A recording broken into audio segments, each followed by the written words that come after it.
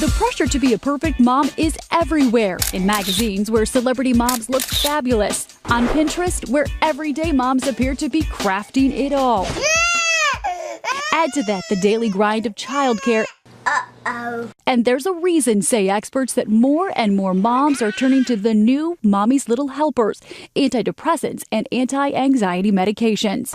New mom Anne-Marie Lindsay says her daily pill regimen wards off paralyzing panic attacks. If I weren't on the meds, my mind would race. What if he gets sick? What if he gets sick? I might have to go in the bathroom and hyperventilate about what if he gets sick? Melissa Sanchez knows all about panic attacks. She experienced several after her son was born. What was your darkest moment? I just psychically collapsed. Reluctantly, Melissa agreed with the therapist's recommendation to start taking a drug called Celexa to calm her nerves. After about 6 weeks, I was just back to myself. Do you think that your anti-anxiety drug helps you be a better mother? Oh, absolutely. I really don't think that I would have been able to continue to function. I mean, I think that I might have had to have been admitted somewhere. Anne-Marie and Melissa among the growing number of moms who say that taking meds like Zoloft, Prozac, and Xanax are selfless gestures intended to give their kids happier childhoods.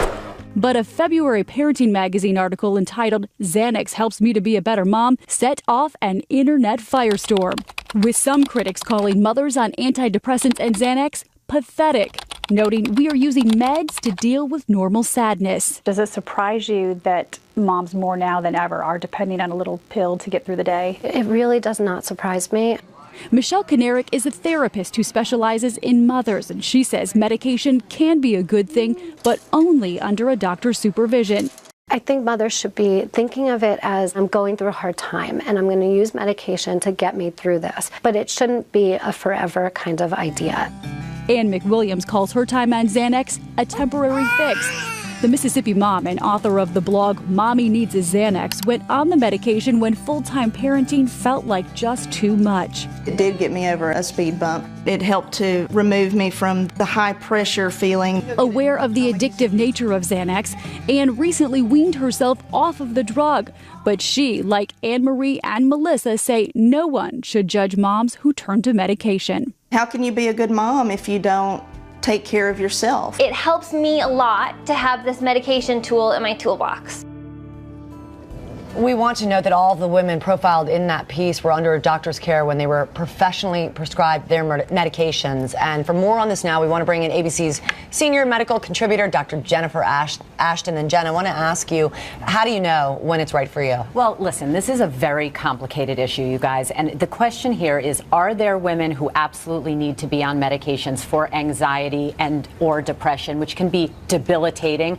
Absolutely. Are there women at the other end of the spectrum who should not be on these medications, and is it being given as a quick fix by a doctor who doesn't really have the time to speak to the patient and find out really what's causing the issues? Yes, and there's a huge group in the middle. So what do women watching right now do? How do they know whether or not it's postpartum or anxiety, and how to get the help they need? I mean, first of all, try to speak to a trained mental health professional. Start maybe with your OBGYN and then try to get to a mental health professional. And if you're given these medications, remember, it's not for life. You want to be monitored for side effects. Is the dose correct? And what is the end point there? And for parenting, we all know this is not about being perfect. It's about raising a child who's prepared to go into the real world. Once they see that is not perfect, the better off they will be. Because just being overwhelmed isn't a reason enough. That's a daily event in my house. Exactly. That's my point. That's exactly. Yeah, it's one of the... But join a support group, too. That was a big thing that came out of it. Don't feel like you're alone. Right, and we need to get rid of the stigma. We have one right here, by the way. Yes, exactly.